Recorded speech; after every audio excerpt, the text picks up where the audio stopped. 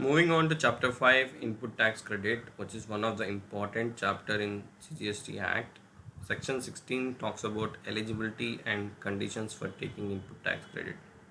You can take input tax credit only when the goods or services are used or intended to be used in the course or furtherance of business, and you will be entitled to take the credit only if you have a possession of tax invoice, and if you have received the goods or services physically.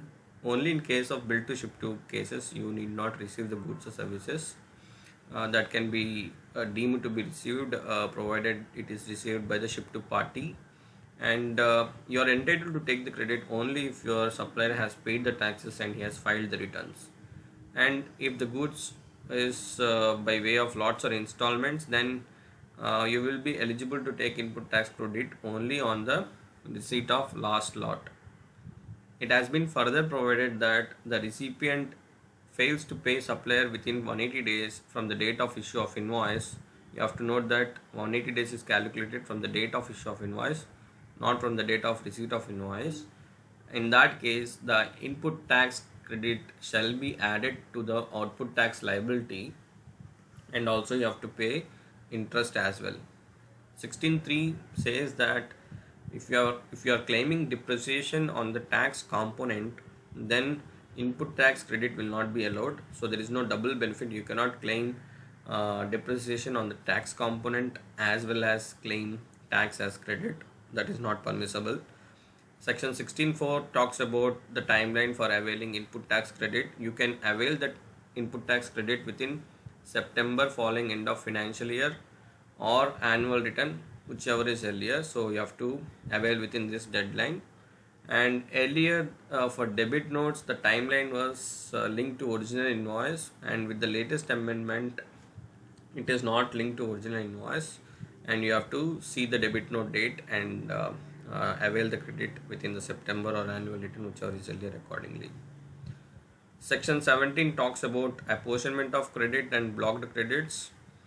And if the credit is for partly for business purposes and partly for non-business purposes, then ITC is restricted only for business purposes, as we discussed in section 16.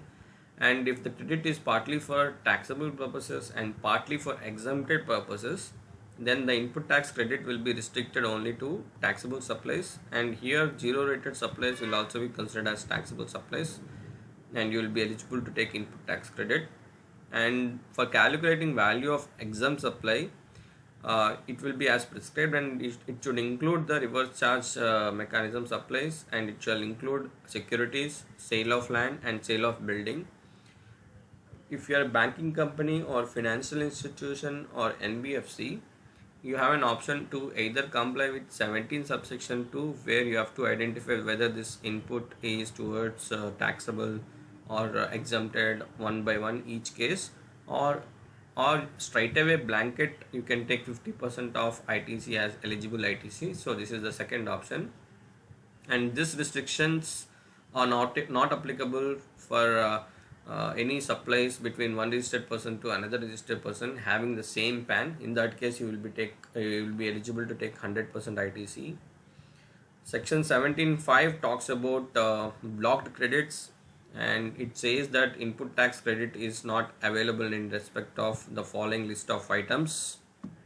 17.5a says you are not eligible to take input tax credit on motor vehicles for transportation of persons with a seating capacity less than or equal to 13 persons. And also it says 17.5a says you are not supposed to take ITC on vessels and aircraft, and any services of general insurance, servicing, repair and maintenance insofar as they relate to these motor vehicles or these vessels and aircraft is not eligible for ITC. However, there are some exceptions. If that motor vehicle which is with seating capacity less than or equal to 13 persons is used for the purposes of A, B, C, then you can take input tax credit. That is, if you are using that for further supply of such motor vehicles, or if you are using that for transportation of passengers, or if you are using that for imparting training on driving such motor vehicles, then you can take the input tax credit. Similarly, for vessels and aircraft, if you are using those for further supply of such vessels or aircraft, or for transportation of passengers, or for imparting training on navigating such vessels or flying such aircraft, or if you are using it for transportation of goods, then you can take input tax credit.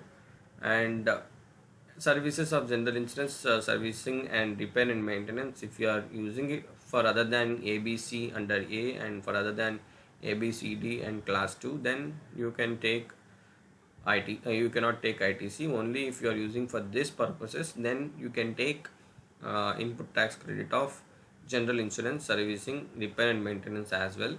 If you're not using it for further supply of such motor vehicles, etc., then you are not allowed to take input tax credit on general insurance, servicing, repair and maintenance. 17(5)(b) says you cannot take input tax credit on 1, 2 and 3. 1. You cannot take input tax credit on food and beverages, outdoor catering, beauty treatment, health services, cosmetic and plastic surgery. And with respect to leasing, renting or hiring of motor vehicles, vessels or aircraft, if it is for the purposes mentioned in class A, AA, then you can take ITC. But if the leasing, renting or hiring of motor vehicles is for any other purposes, then you cannot take input tax credit. And for life insurance and health insurance also, you cannot take input tax credit. However, if you are in the business of providing the same goods or same services, then you can take that as input tax credit. For example, if you are an outdoor caterer and your input is also outdoor catering and your output is also outdoor catering, then in that case you are eligible to take input tax credit on outdoor catering input services. And for membership of a club, health and fitness center, you cannot take input tax credit. Similarly, for leave travel assistance, you cannot take input tax credit. And it has been provided that the ITC will be available under B, where it is obligatory for an employer to provide to employees under any law. So, for example, providing food and canteen is mandatory under Factories Act, for example, then you will be able to take the input tax credit, because for an employer it is mandatory to provide and to employees the canteen facilities under say Factories Act. So in that case you will be eligible to take input tax credit. Moving on to 17(5)(c), work contract services, you cannot take input tax credit. However, if you are however, the work contract service is for plant and machinery, then you can take input tax credit. And if you are in the business of providing work contract services, further supply of work contract services, then you can take input tax credit. Otherwise, if you are a plain normal taxable person, then you cannot take input on work contract services. 17(5)(d), goods or services are both for construction of immovable property, you cannot take input tax credit. However, for construction of plant and machinery, then you will be eligible to take input tax credit. Composition taxpayer, he cannot take input tax credit. Similarly, non-resident taxable person also, he cannot take input tax credit except on the goods imported by him. Only on the goods imported by him he can avail tax credit. And if the goods are meant for personal consumption, then you cannot take input tax credit. And if the goods are lost, stolen, destroyed, written off or disposed by way of gift or free sample, then you cannot take input tax credit. And any taxes paid with respect to section 74 notice under section 74 for fraudulent activities, then you cannot take input tax credit. Similarly, for any detention and confiscation cases, if taxes paid, you cannot take input tax credit. And government will prescribe the manner in which the credit may be attributed under subsection 17 subsection 1 and 17 subsection 2, where you have to calculate taxable, non-taxable, and similarly taxable, exempted. So that calculation will be prescribed under rules. Moving on to section 18 of input tax credit chapter, availability of credit in special circumstances. So there are multiple special circumstances where you are liable for registration and you take registration voluntarily, and you cease to be a composition taxpayer and become taxable under section 9, and you become taxable from exempt supply. So all these are special circumstances. In all these special circumstances, you will be eligible to take input tax credit on your stock which you are holding, but the stock has to be taken on particular dates for each instances. For example, if you are liable to registration, then you have to look at the stock preceding the date from which you become liable. So you have to check the stock inputs, semi-finished goods, finished goods, immediately preceding the date from which you are liable to pay tax, provided you are taking registration within 30 days from the date you become liable. And moving to voluntary registration, you have to check the date of grant of registration, and whatever stock you hold prior to that date, that will be eligible for input tax credit. In both these cases, capital goods are not covered. But 18(1)(c), when you cease to be a composition taxpayer and becomes taxable under section 9, then whatever stock you hold as on the day before you become liable to pay under section 9, you will be eligible to take input tax credit. And similarly for capital goods also, you can take input tax credit reduced by certain percentage points which are prescribed in rules. Similarly for exempts applied to taxable also, the moment you become taxable, whatever stock you hold preceding the date you become taxable, the input tax credit can be taken on that stock. And for capital goods also, yes, you are eligible in this section, and you can take the credit reduced by certain percentage points. And 18 subsection 2 says if 1 year has expired from the date of invoice, then you will not be eligible to take input tax credit. And if there is any change in constitution, say on account of merger, demerger, etc., then unutilized ITC will be transferred to the transferred business. So ITC transfer will be allowed to the transferred business. The recipient company will be taking the input tax credit. 18 subsection 4 talks about opposite scenario where uh, from taxable you become exempt, or from taxable you become move to composition. So in that case, all along you have been enjoying the benefit of ITC, so that has to be surrendered, and you have to pay an amount debiting your electronic cash ledger or credit ledger for the stock which you hold and for the capital goods which you hold immediately preceding the date of exemption or exercising composition option. And calculation of credit under subsection 1 and subsection 4 will be as prescribed by rules. And when you supply capital goods or plant and machinery, then we have to calculate two things. One is ITC taken reduced by certain percentage points, that is on one side, and you have to see what is the transaction value and what is the liability of GST. So whichever is higher has to be paid to department.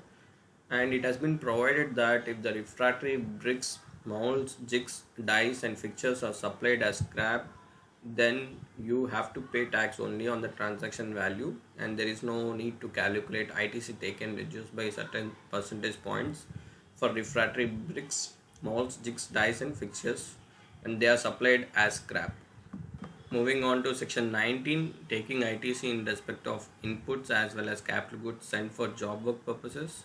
So this is not a job work section, but it deals with ITC related to inputs and capital goods sent for job work. It says that both the inputs and capital goods can be directly sent to job worker, and you can still avail input tax credit even though you're not receiving those inputs and capital goods directly.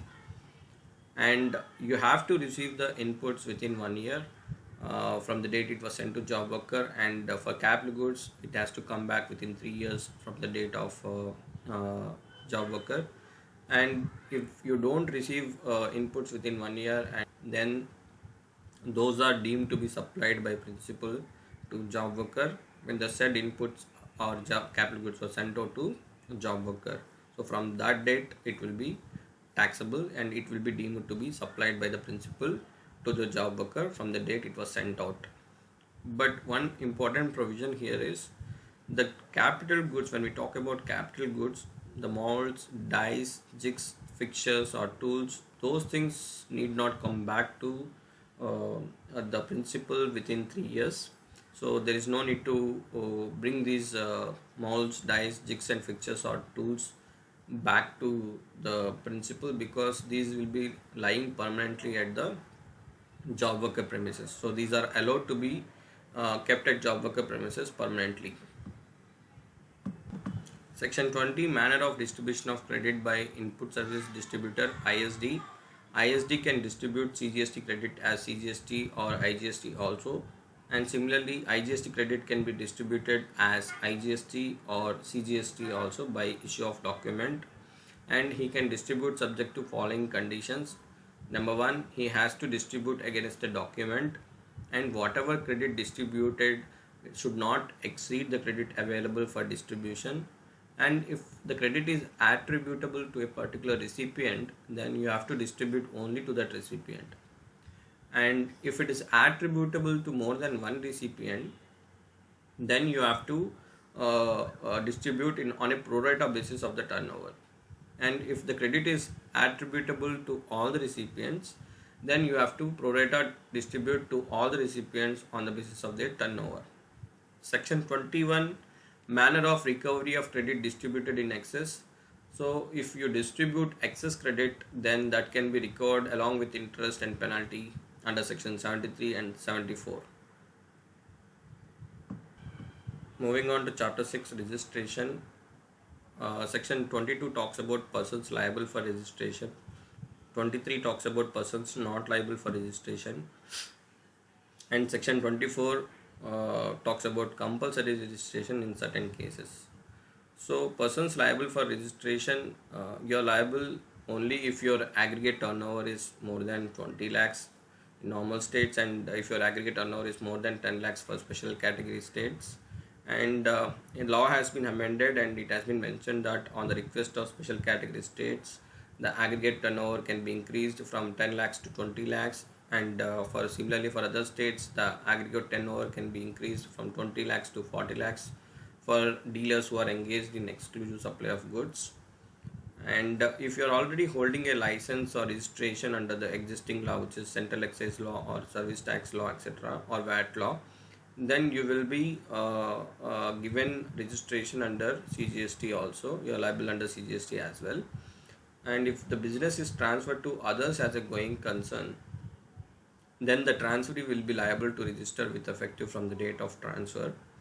And in case of amalgamation or demerger of more than two companies, which is pursuant to a court order, then the transferee will be liable from the date on which the registrar of companies issues certificate of incorporation. So from that date, the transferee is liable to take registration. Moving on to section 23, persons not liable for registration. Goods or services not liable to tax are wholly exempt from tax. In that case, you are not required to take any registration. And if you are an agriculturist who are dealing with to the extent of supply out of cultivated land, then you need not take any registration. And government may, on recommendations of council, may exempt certain category of persons, so those persons need not take any registration. Section 24 talks about compulsory registration in certain cases. If you deal with any of these activities, then even though your turnover is aggregate turnover is less than the prescribed thresholds, then you have to take registration compulsorily irrespective of your turnover. One is interstate taxable supply.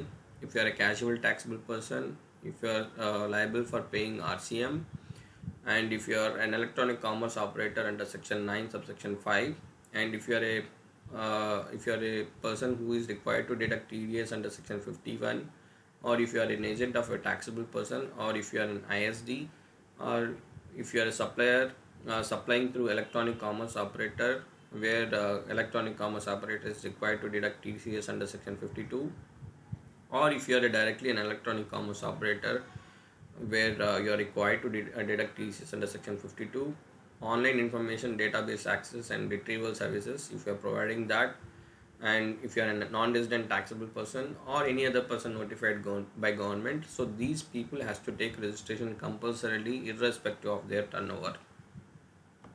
Section 25 prescribes the procedure for registration. If you are liable under section 22, which is normal registration, or section 24, which is compulsory registration, then you have to apply for registration within 30 days from the date you become liable. However, for casual taxable person and non-resident taxable person, they have to take registration 5 days prior to commencement of business. If you are an SEZ unit or a developer, you have to take a separate registration. And if you are supplying in territorial waters, then you have to take registration in the coastal state or union territory, which is nearest to the baseline.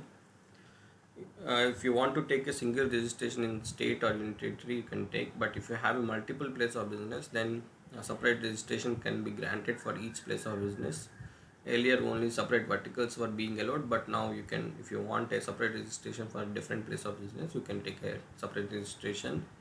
Voluntary registration, yes, you can go for voluntary registration, though your turnover is not exceeding. For if you want to take input tax credit, etc., and you want to comply with the law, then all the provisions of this act will be applicable to you. There is no discount in that. If you have more than one registration in a state or union territory, or more than one state or union territory, each registration will be treated as a distinct person. And if there is an establishment where you have taken registration or required to take registration, and if you have another establishment in another state or union territory, all these establishments also will be treated as a distinct person. Every person shall have PAN for taking registration, and for taking TDS registration under section 51, you should have a TAN. NRTP, non-resident taxable person, has to maintain other documents as prescribed. And if you are liable to registration, if you are not obtaining the registration, then the power has been given to proper officer to proceed for registration even though you don't apply. And if you are a special agency of UNO or multilateral financial institution and organization notified under UN Act, United Nations Act, or if you are a consulate or embassy of foreign countries or any other persons notified, you shall be granted unique identification number, which is called UIN. The registration or UIN shall be granted or rejected after verification, and finally the certificate of registration shall be issued in such form with effect from such date. If there is no deficiency within that period, then the registration shall be deemed to be granted after expiry of the prescribed period, which is mentioned in the rules. Section 26 talks about deemed registration. If you have been granted registration or UAN under SGST or UTGST, then you will be deemed to be granted registration under CGST also, subject to non-rejection. And similarly, if your registration application is rejected under SGST or UTGST, then it will be deemed that you have been rejected under CGST also. And section 27 talks about special provisions relating to CTP and NRTP, and the certificate of registration for these people will be valid only for 90 days maximum, and it can be extended by another 90 days by the proper officer. They have to deposit the taxes in advance. They have to calculate their estimated tax and deposit with the authorities at the time of application. And if it is extended as mentioned above, then again they have to calculate, redo that and deposit the additional amount. Deposit will be credited to electronic cash ledger. Section 28, amendment of registration. Any changes in the information already submitted during the registration time, you have to apply for amendment in the form and manner prescribed in the rules within such period, and the proper officer has the power to approve or reject your amendments within the prescribed periods. Approval not required with respect to some prescribed particulars. Small changes, those are not required to be approved. And if he has the power to reject, but he has to do it only by giving you an opportunity of being heard. And any rejection or approval under SGST or UTGST with respect to amendment of registration will be deemed to be given under this act also. Section 29 talks about cancellation of registration. Proper officer on his own or on application filed by the registered person or his legal heirs in case of death, then if the business has been discontinued or transferred fully, then he can cancel your registration. If there is any change in the constitution of business, then he can cancel your registration. Or if you are no longer liable for registration, or you want to opt out voluntary registration, then that can be done.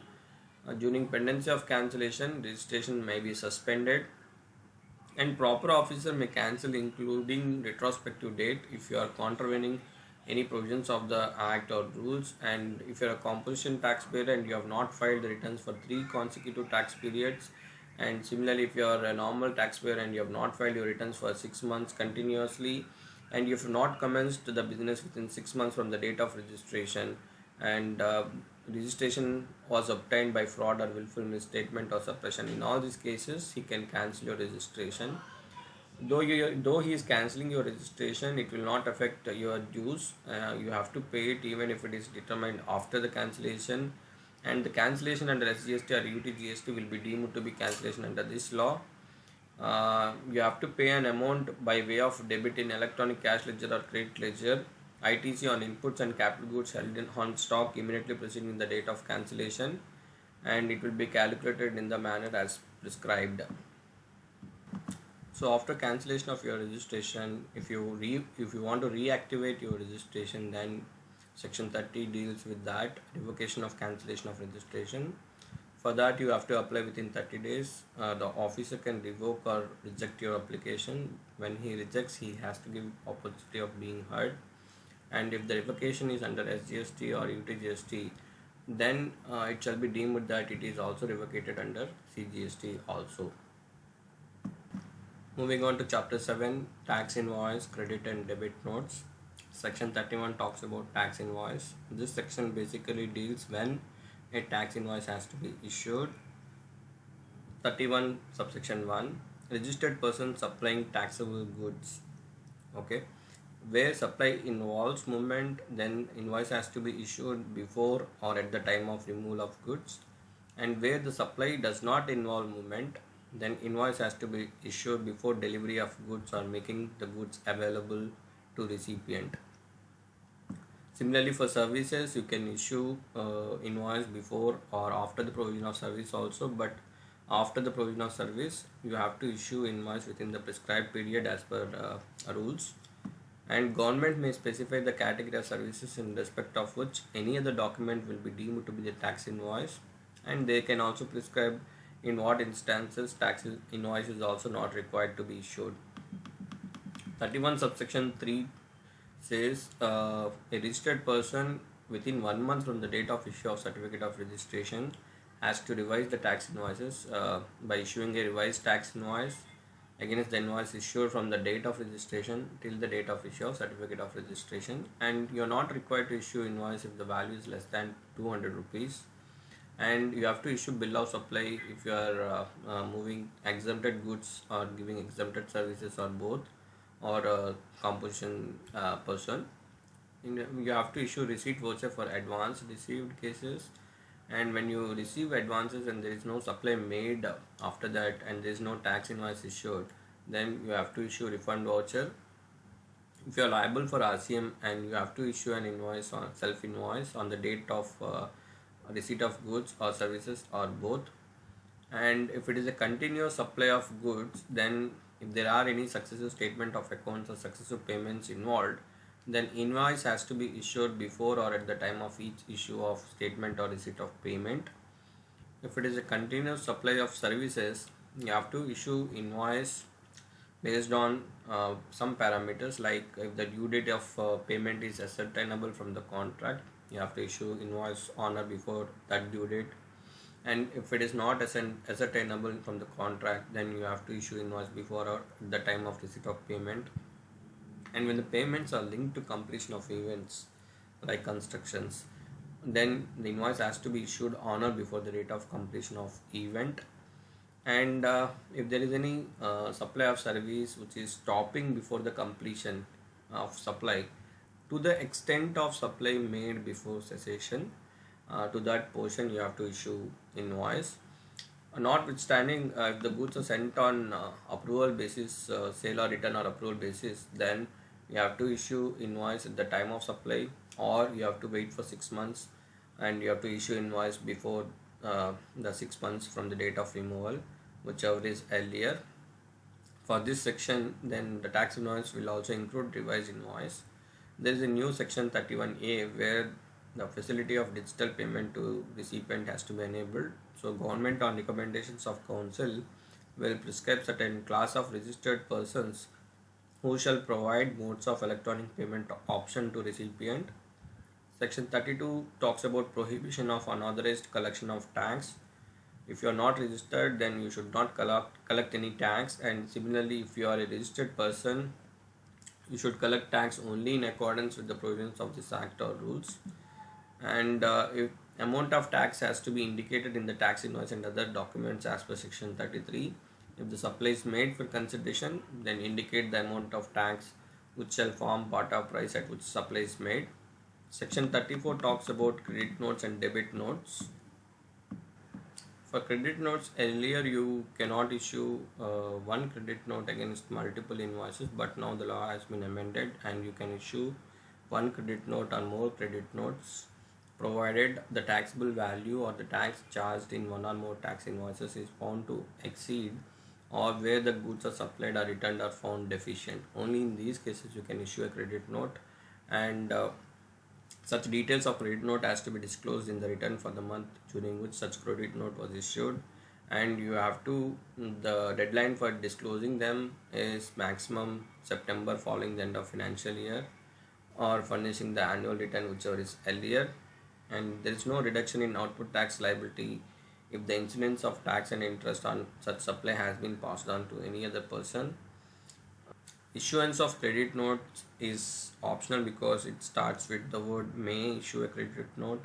However, if you see the debit note, it says you shall issue a debit note when the taxable value or the tax charged is found to be less, and you have to declare the debit notes in the return for the month during which such debit note was issued. Moving on to chapter 8, accounts and records. Section 35 talks about accounts and other records.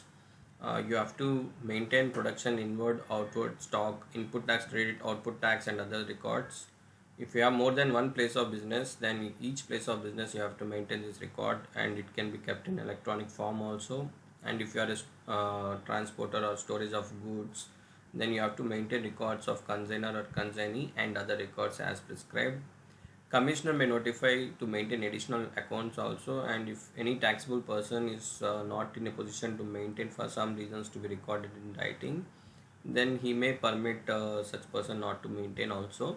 And if your turnover exceeds prescribed limit, then you have to get it accounts audited by a chartered accountant or a CMA, and you have to submit that along with your audited annual accounts.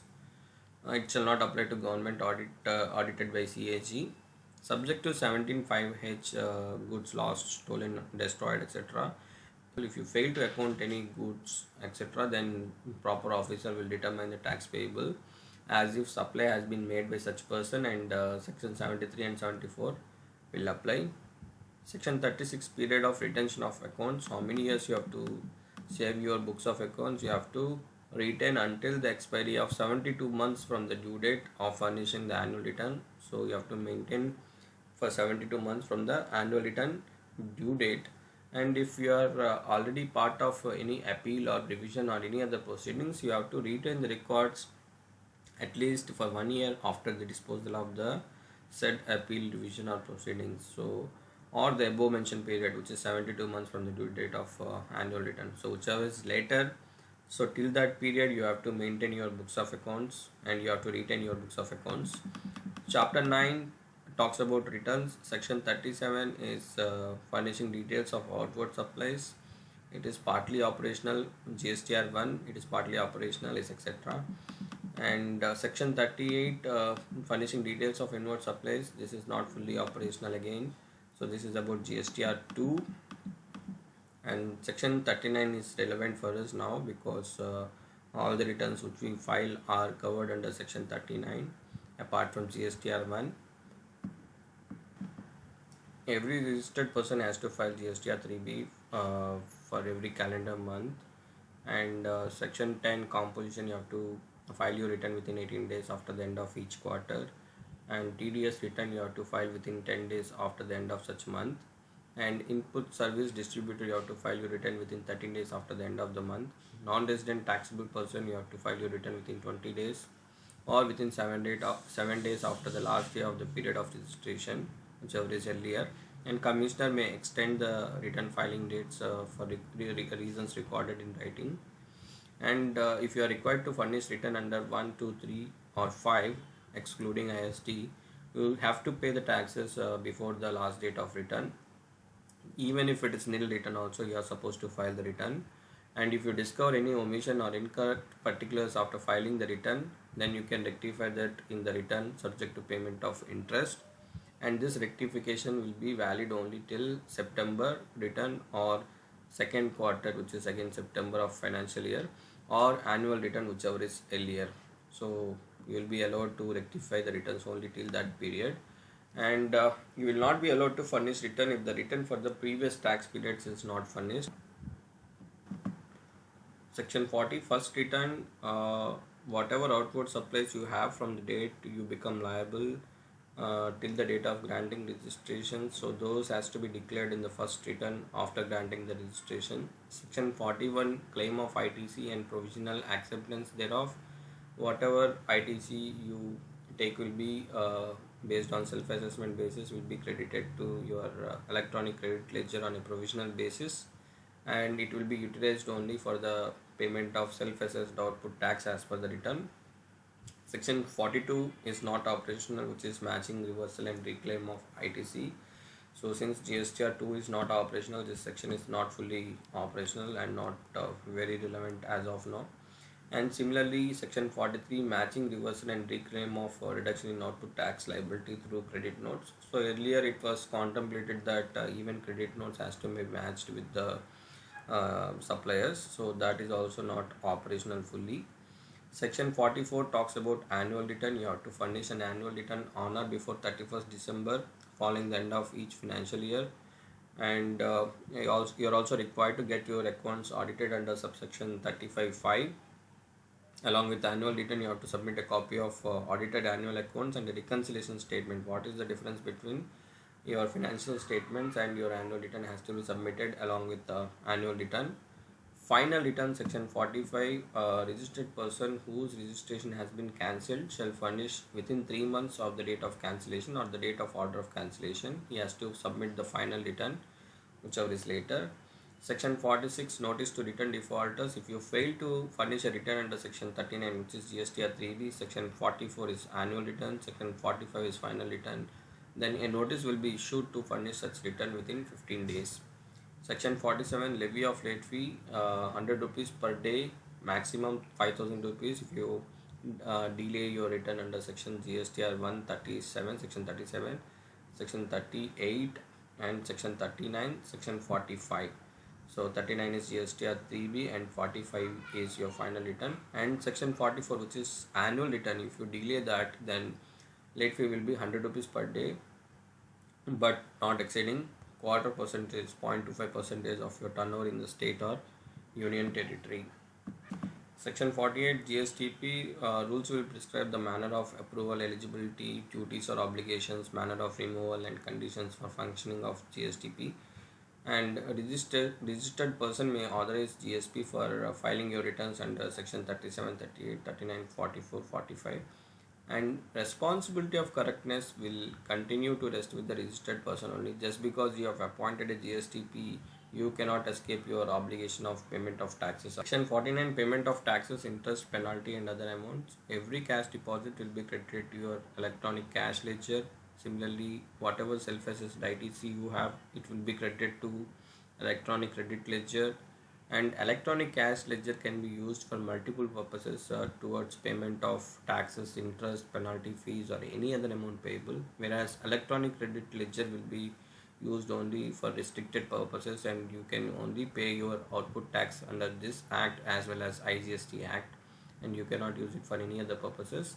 The amount of ITC in the electronic cash ledger IGST will be used only for payment of IGST, CGST, SGST in that order. Similarly, CGST credit can be used only for the payment of CGST liability or IGST liability, and SGST credit can be used only for SGST liability or IGST liability. But before utilizing SGST credit, you have to completely utilize CGST credit for payment of IGST. Then only you can use SGST balance. Similarly for UTGST also, and you cannot use CGST credit against SGST, and SGST credit cannot be used against CGST also. And balance in electronic cash ledger or electronic credit ledger can be refunded as per section 54. All liabilities will be recorded in electronic liability register. Section 49 subsection 8 prescribes the order in which you have to discharge your taxes and other dues. First you have to discharge your previous tax period's dues, then you have to discharge your current tax period dues, and then only you have to discharge any other amount payable under this act, or even the demand determined under section 73 or 74. And if you have paid the taxes, then it would be deemed that you have fully passed on the incidence of tax to the recipient. So that's the presumption which the law is making.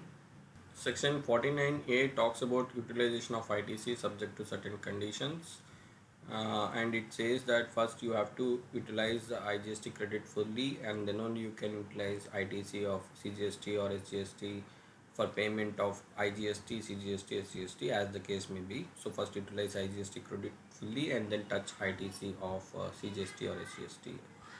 And section 49B gives power to government. They can prescribe the order of utilization of ITC. And section 50 talks about interest on delayed payment of taxes. So interest will be at the rate of 18%, and it is provided that interest on tax payable declared in return shall be levied only on the cash liability. So you have to calculate interest only on the net cash liability, and interest will be calculated from the day succeeding the day on which the tax was due to be paid. And 50 subsection 3 is not relevant as on date, because since section 42 and section 43 are still not fully operational as we discussed above, there is no question of levying interest to the tune of 24% as on date. So once they become operational, then only the 24% interest will become operational.